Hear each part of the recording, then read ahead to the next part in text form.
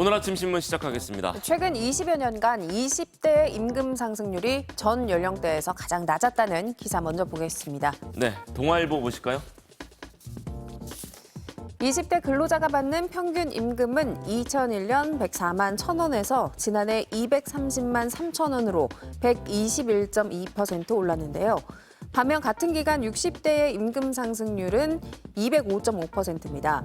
2001년에는 60대의 평균 임금이 20대보다 26만 원가량 적었던 반면 지난해에는 7만 원 넘게 많은 것으로 나타났는데요.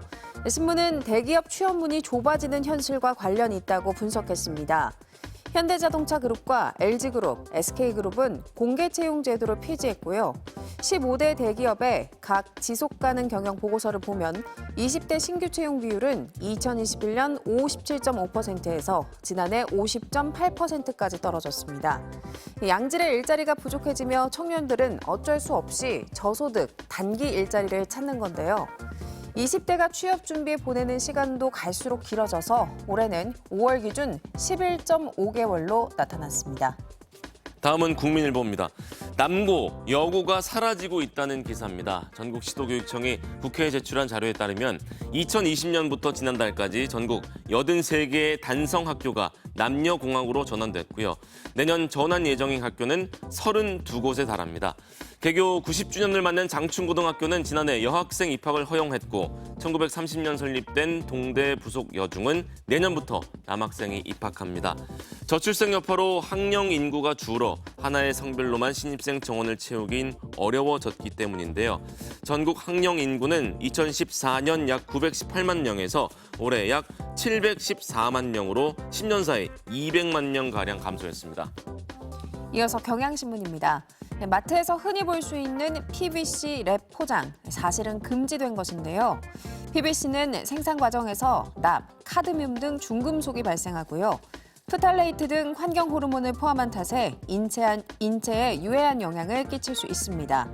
이 때문에 환경부는 2019년부터 상온에서 판매하는 햄, 소세지와 물기가 있는 축수산용 포장랩 등에만 예외를 두고 PVC 재질의 포장재 사용을 금지했는데요.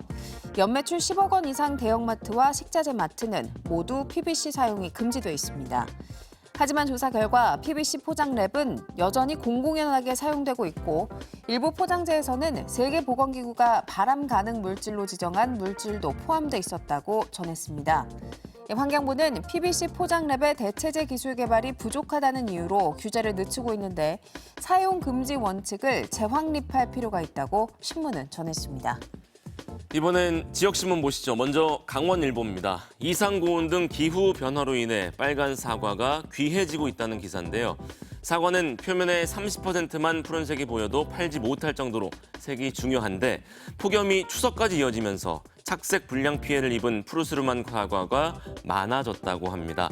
이에 사과 농가들이 신품종을 도입하고 있습니다. 2019년 출원한 컬러풀 품종은 선명한 빨간색의 과피와 새콤달콤하고 아삭한 식감이 특징인데요. 여러 농가들이 관심을 보이고 있습니다. 끝으로 강원 도민일보입니다. 역대급 세수 부족으로 일선 지자체와 교육청 살림살이에 구멍이 나고 있다는 내용인데요.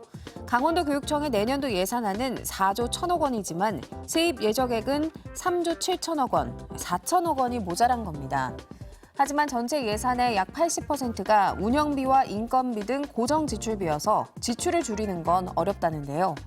결국 도교육청은 교육사업의 정상 추진을 위해 모아둔 통합재정 안정화 기금을 사용하기로 결정했는데 세수 악화가 계속되면 기금도 1, 2년 내에 사라질 것이라고 전했습니다.